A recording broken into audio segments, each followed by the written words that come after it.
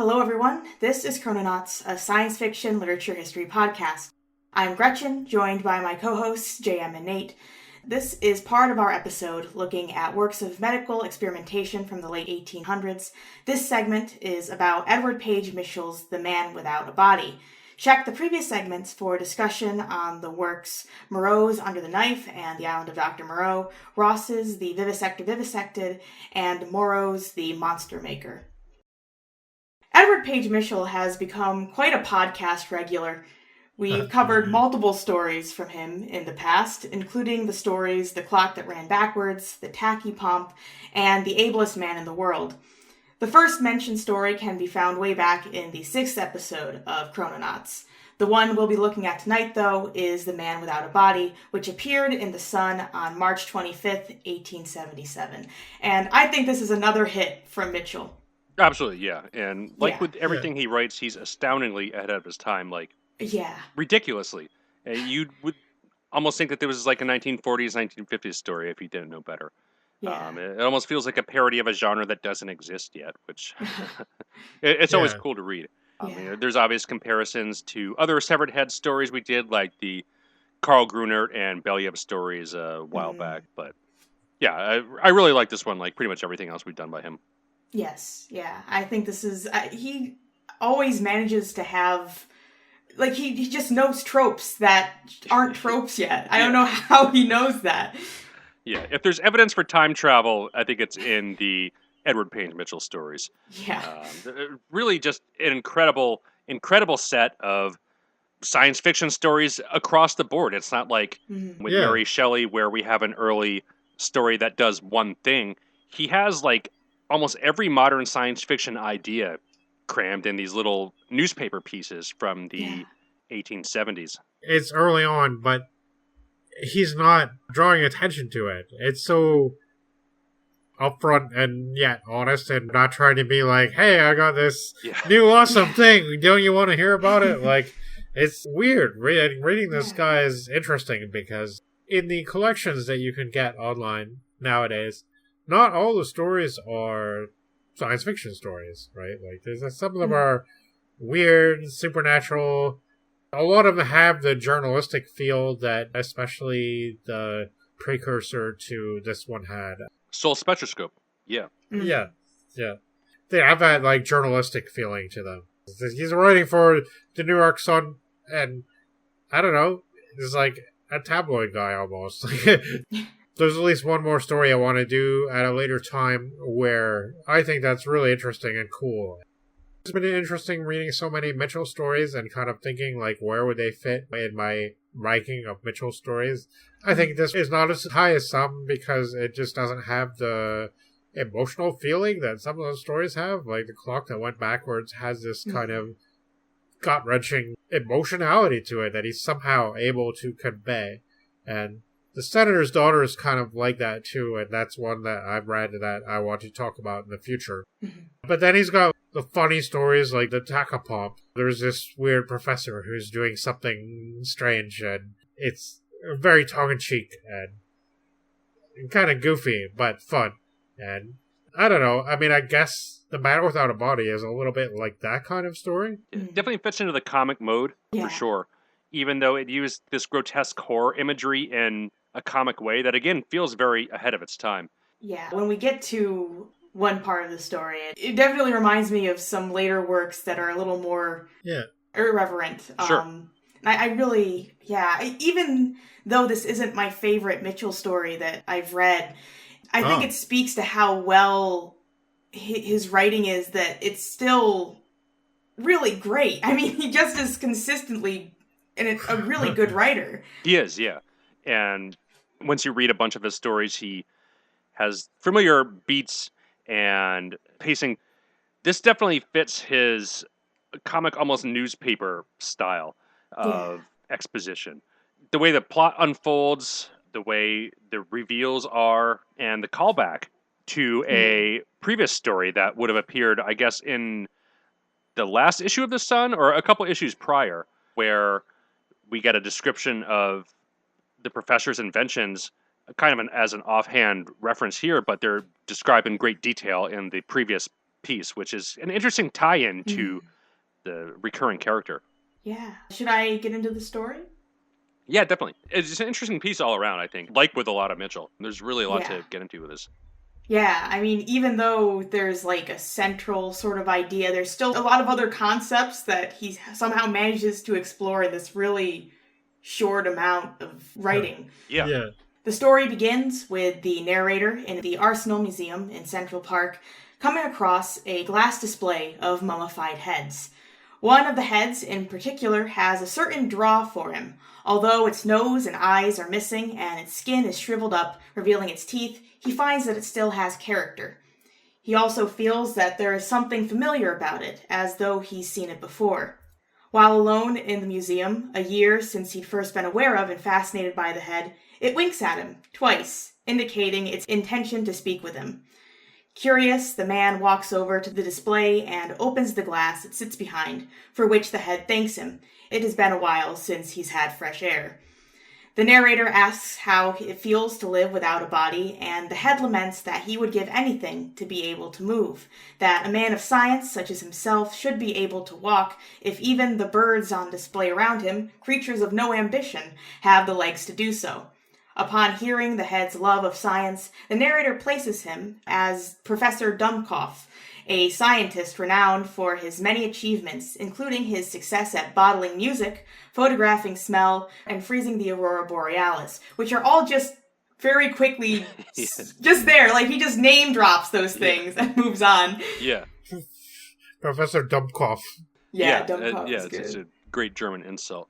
Yeah. But yeah, the things that he just name drops in the story are described in more detail in the Soul Spectroscope, which is one of his, I don't even call them short stories, but we covered one in our Hollow Earth episode where it's like a pseudo interview with either a quack or a weird scientist who goes off on these ridiculous tangents, and that's what our Dummkopf is doing in the Soul Spectroscope, basically, is elaborating on these wacky ideas.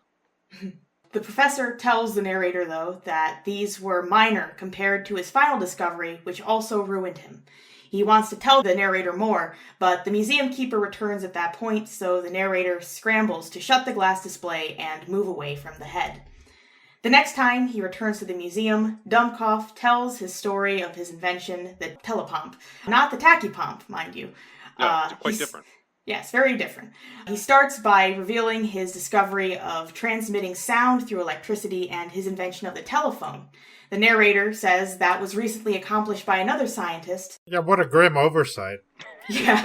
It's like, oh, well, someone else got there, so you can't take credit for that one. A lot of people tried, though. Bell's patent, he famously beat Elisha Gray to the office by a matter of hours on the same day. So two people were there pretty much at the same time. And after Bell got the patent, numerous people would try to challenge with nonsense saying, oh, actually, I did it first. All these claims have really no merit. But yeah, it's interesting that this patent war was like a real life thing between two people. And the telephone had only been introduced a year prior. Bell's patent was in 1876, and this was 1877, so only about a year. Yeah. Add Dummkopf to the list, I guess. Yeah, exactly, yeah. Yes, the narrator says that was recently accomplished by another scientist, though he tells the professor they have not reached the level of the telepomp, which turns out to be an invention that would allow matter to be transmitted the same way sound was through the telephone, effectively then a transporter. The narrator asks how the telepomp had worked in practice, and Dummkopf reveals it was successful, his attempts at transmitting inorganic objects and a cat going off without a hitch. He decided then to test it on a human, namely himself. He set out to transmit himself across the Atlantic, reforming in a room in London. This attempt started similarly as the others, with no problem. His body dematerialized, then began to materialize in London, starting from the top.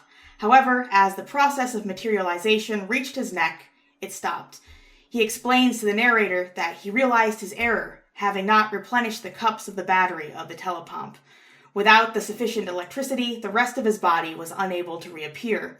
From that point, he assumes his head was found and used for anatomical study, then ineffectively preserved given the state of his nose.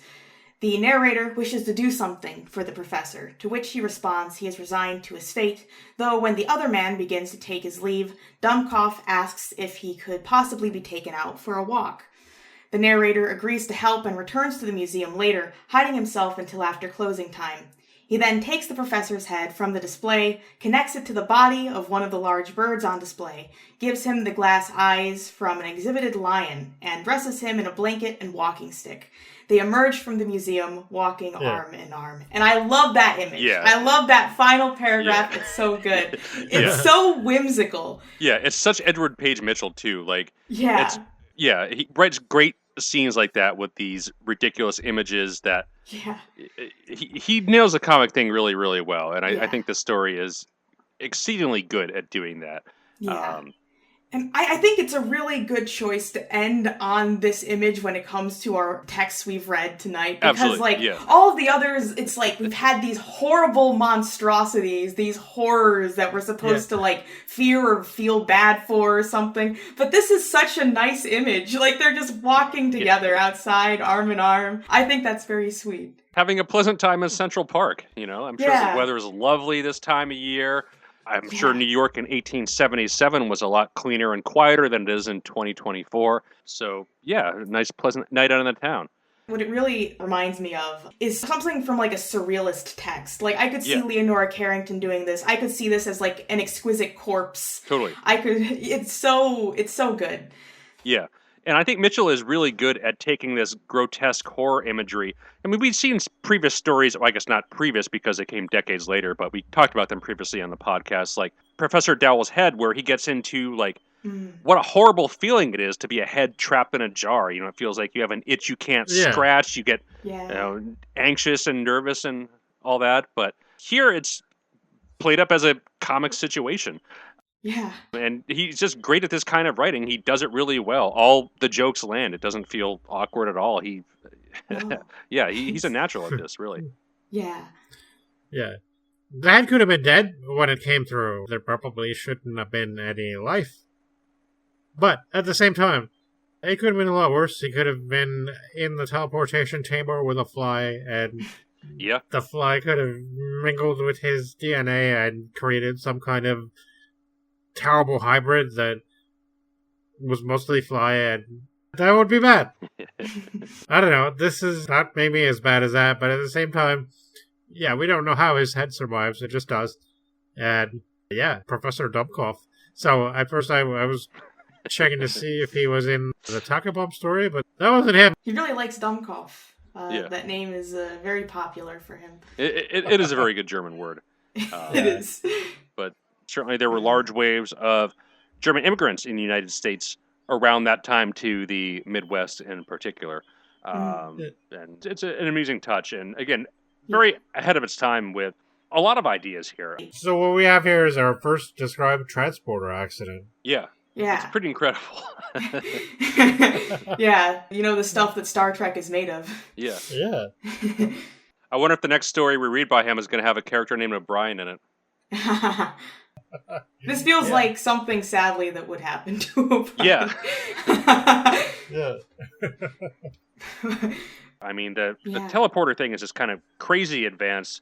Even if you look at Bell's telephone and the technology involved with the telephone, it's really not that complicated if you think about how it's done. Like an electric field is parallel to a magnetic field, and surprising that he thought of this now. No, for sure. But I mean, it speaks to the nature of the technology at the time, where an educated, literate person could understand the factors involved here. So I mean, a sound wave, and you move the magnet back and forth, and it creates the electrical signal, which goes through the wire, and at the other end, that moves the magnet back and forth, which then pushes the air out in the same wave of the electricity, which is just fascinatingly simple at how it works, but how much it would have felt like magic and something totally mind-blowing back when you heard it for the first time. And you just take that concept a little further. Well, what if you send more than just electrical pulses through the wire, but you send matter itself? What would that look like? And it's a very modern science fiction concept because we're not remotely there yet. We're like centuries away from that kind of technology. Well, of course, as I say this, hopefully it doesn't get posted by when we release it next week. But ridiculous how ahead of its time it feels in that little minor plot point. Never mind all the other major plot points of stitching creatures together and heads in a jar and all the other things he mentions offhand that he describes in detail in the Soul Spectroscope of spectral analysis to the mind and photographing smell and bottling music and all this other stuff, like crazy science fiction concepts. And it's pretty amazing how much he's crammed into that. Yeah. This funny, goofy kind of story. And this predates all the other ones that we've read for tonight. So, I mean, this is 20 years before Dr. Moreau. Yeah. To put it always astounds me when I read Edward Page Mitchell because he always comes out with these kind of surprises. And I don't know, when I first went the clock read backwards, you feel like, all right, they have one really good story. That's what a lot of authors have, when it comes down to it. A lot of them really do have the one hit, and a lot of them are just like kind of like mid-range, some positives, some negatives, but like nothing really knocking out of the park, where Mitchell just really does it every time. I have to say, like, I'm just like consistently impressed by his range of thought and prescience in genre foresight, I guess. Yeah. I really love that we've been able to cover so many on the podcast because it is crazy how little he's known. I really feel like he should be such a much more renowned author than he is. Absolutely, yeah. And the Moskowitz rediscovery, I think, was only in the 1970s when that anthology came out, something like that. And I'm not sure how many times it's been republished. I know The Clock That Went Backwards has been anthologized in a fair amount of places, but I think his other short stories haven't really got out there as much. But they're all definitely worth checking out, and they're certainly freely available and easily available on Gutenberg and these other public domain sites. Moskowitz has always been very, very thorough in his work, so he was able to get them all, really. He really deserves some kind of Lifetime Achievement Award for the amount he's put into science fiction research and biography and bibliography, because he really, compared to, I don't know, him and like the Bleilers seem to have really done the lion's share of science fiction scholarship, at least when it comes to American authors in the 20th century. In this episode alone, we probably wouldn't be covering two of these authors if it wasn't for him. Yeah, the reason is basically keep your batteries charged on either terminal, right? For some reason, the batteries weren't charged. So the experiment failed, and the scientist who decided to himself take part in the experimentation and be the subject of the experiment didn't fully materialize at the other terminal because the batteries weren't charged sufficiently. It's certainly been an early death for a lot of scientists and engineers who experiment with the unknown. You can read all about early X-ray experimenters and all that and how that ended for them. Yeah, it's funny how that works out with Mitchell because, again, he's always presenting the aspect of reporting something that happened. And The Clock That Went Backwards doesn't really have so much of that, I guess. It's compared to the story that we just did by Morrow. The Clock That Went Backwards is an example of a story that's a few separate things that don't necessarily feel like they should go together, actually fitting together very well. And it's so interesting, Mitchell being this unsung newspaper guy who just seems to be able to come up with this kind of stuff and makes it powerful or funny or both. I don't know if there's ever been an analysis done on how much of his stuff is really done to spec, because that would be interesting too, because like even in the 1930s sci-fi periodicals, we see some of the early writers from that period that developed into something else, like Kornbluth and Clifford Simak and stuff like that, and how they were writing stories to spec back then, and somebody told them basically what kind of story to write, and they just did it. And sometimes I feel like Mitchell is that contradiction, because there might be a bit of that, but at the same time he's able to take it somewhere else, and his stuff is really memorable. Yeah, exactly. No credit. Ever. Some people just have his name was nowhere. I mean, Moskowitz basically had to excavate him, And the newspaper in general are, from what it seems like, at least from the research that we've been doing and all the stories we've been covering on the podcast, are kind of an unlikely source for science fiction stories. I think the only other newspaper story we've done, aside from the Edward Page Mitchell stuff on the podcast, is the Beast of Bradford's Avenue by Schuyler. I don't think any of the other stuff we've done has been newspaper stuff. I think it's been all magazine stuff or like fanzine stuff, which is both totally different audiences and publication markets and all that stuff. So, I mean, the fact that we get this in like newspaper is, again, another fascinating angle to all this. Yeah. Yeah. So, yeah, I mean, there you go. Mitchell again being ahead of the pack in a lot of so many interesting aspects. Another Mitchell win. Yeah, I would say so. We're going to be revisiting him, and it's kind of interesting because I think that it's easy to say this is some guy that nobody knew about before Sam Moskowitz discovered him in, I guess, probably the 1970s or something like that. Like, it's just really interesting the way somebody like this is unearthed, and it's like a hunting expedition, and it's weird because, yes, he's ahead of his time, and he's prognosticating some really interesting things, and you can tell there's a mainstream journalistic impetus as well, pushing him to do certain things that he knows he should do to, I guess, satisfy the audience. And yet, without credit and without people knowing who he was, creating something like The Clock That Went Backwards, or even some of the others, or this one, like, it's a cool story. It's an interesting idea. It goes really goofy at the end and makes it, like, just fun, kind of ridiculous. But, I mean, I guess that's what he was going for. But, hey, the telephone was this new thing. Who knows what you could do with it, right? Maybe if you could somehow transmute every aspect of the human body, bring it across a phone connection, that would be really cool. That would be a worthy experiment to make yourself a victim of, I'm sure. Yeah, and it bled over a lot into, well, not necessarily teleportation, but other, I guess we would consider science fiction or fantastical uses for telephone and wireless technology.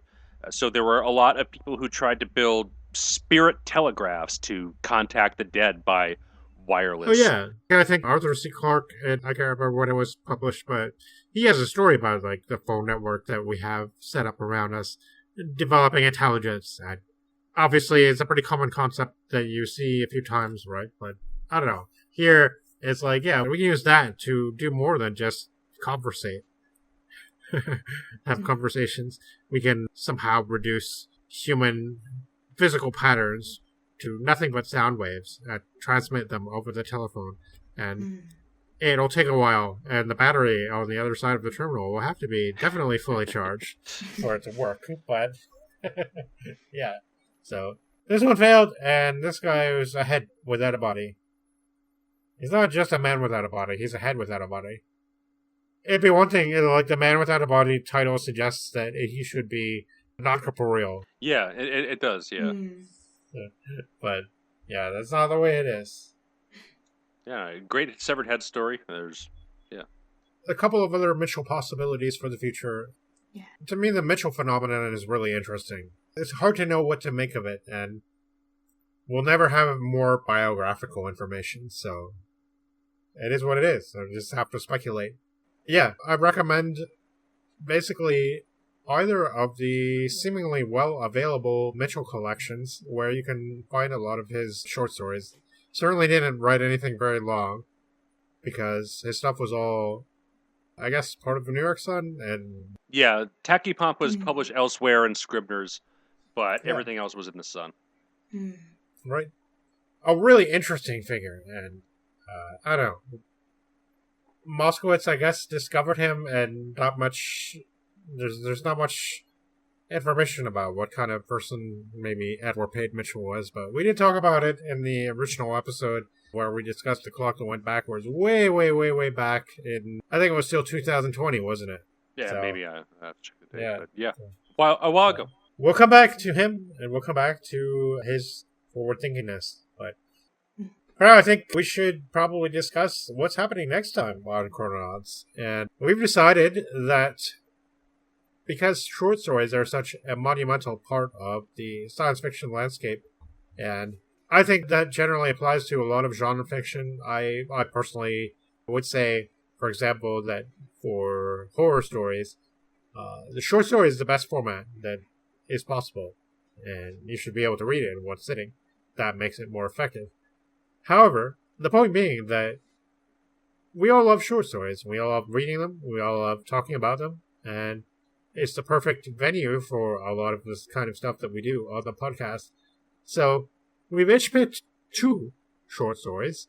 And yeah, I would like to go through everything that people picked. So I think we'll go Nate, me, and Gretchen.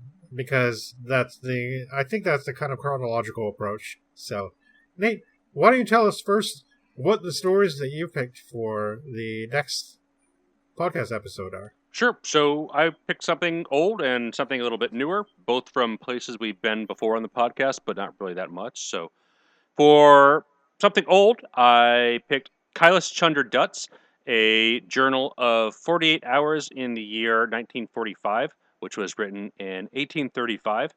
And this is from India, and the first, or at least purported to be the first South Asian story written in English science fiction. So, yeah, it'll be an interesting one to take a look at. Very anti-British, so if that's your thing, you get a lot of it here.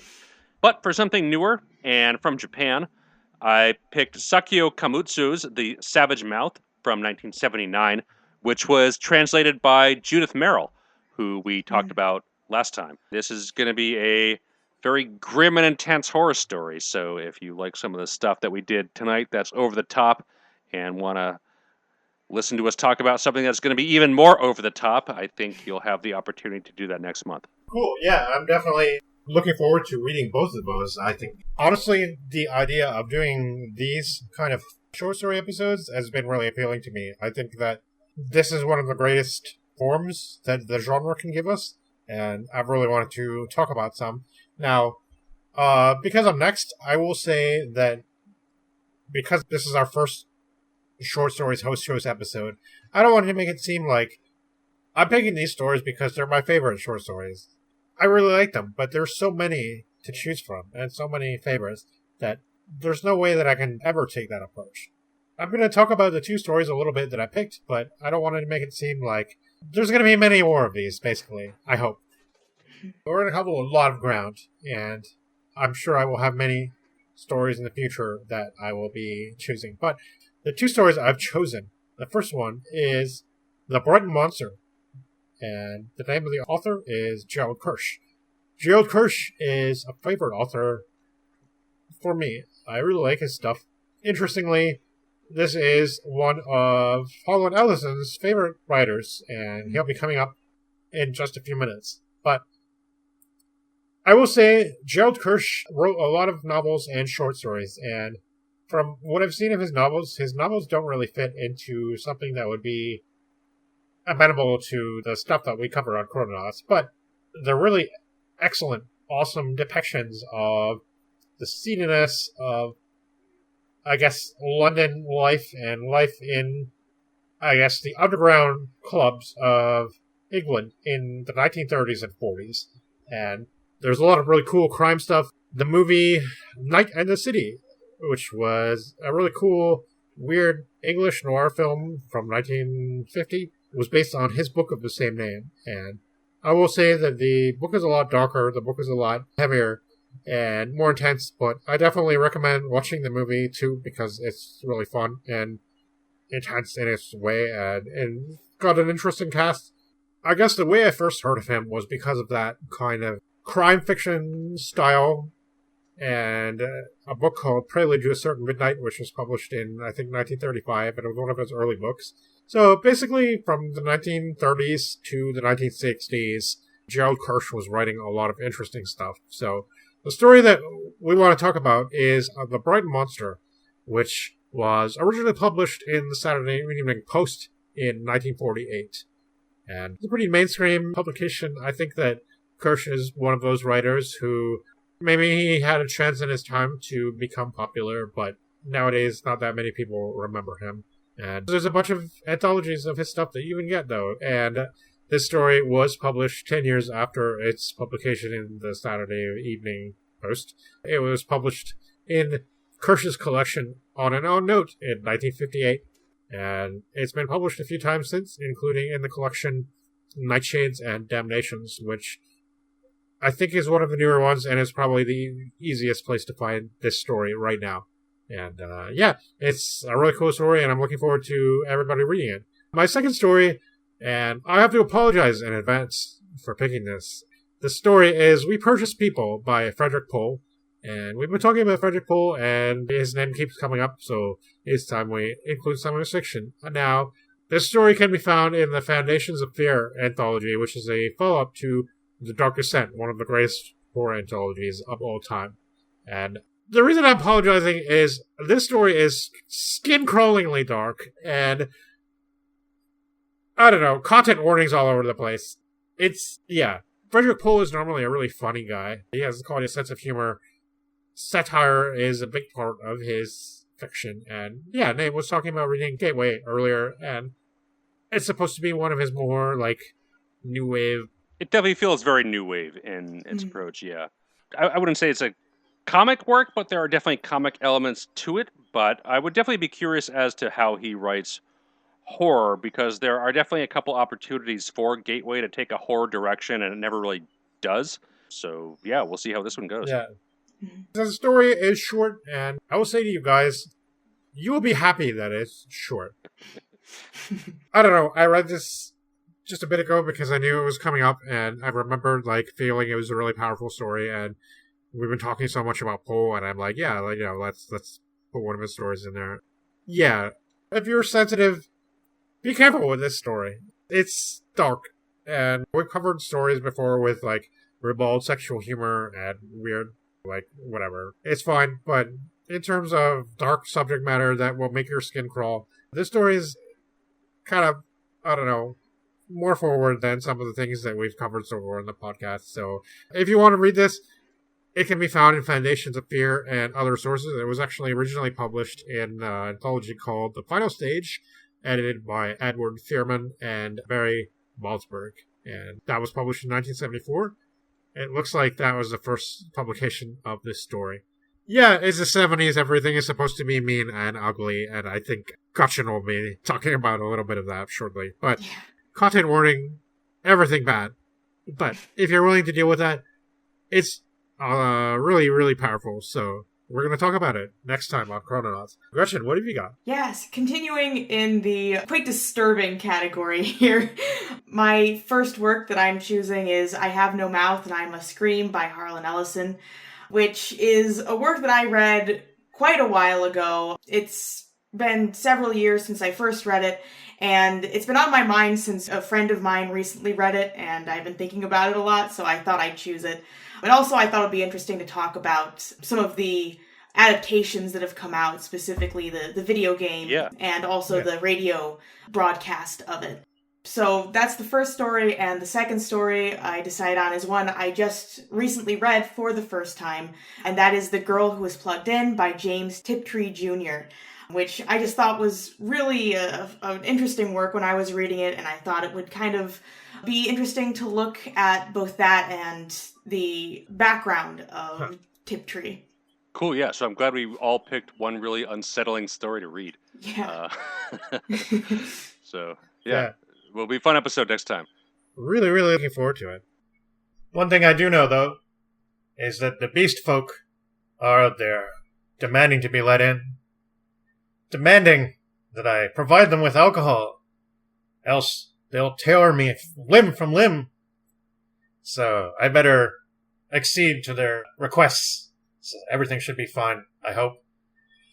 But meanwhile, my friends, you better do whatever it takes to avoid being under the knife, because it's a terrible fate, after all, as is succumbing to the bestiality that lurks so close to our human experience. Now, though, it is time for us to put away the knives, the tools of the trade, forceps and blades, so skillfully lathed, we're so pleased to maim. And yes, I was going to insert some more Carcass lyrics in here, but I forgot to get them, so that's okay. Just listen to Carcass, and tune in next time. We have been and our chrononauts.